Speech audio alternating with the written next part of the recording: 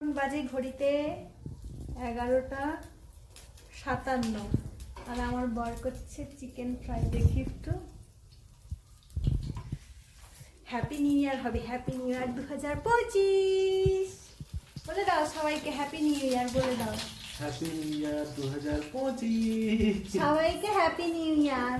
এবছরটা সবার খুব ভালো কাটুক, তাই না বলো বাবাই? সবার মনের কামনা পূর্ণ হোক। আজকে আমরা খাবো একটা জিনিস, সেটা হলো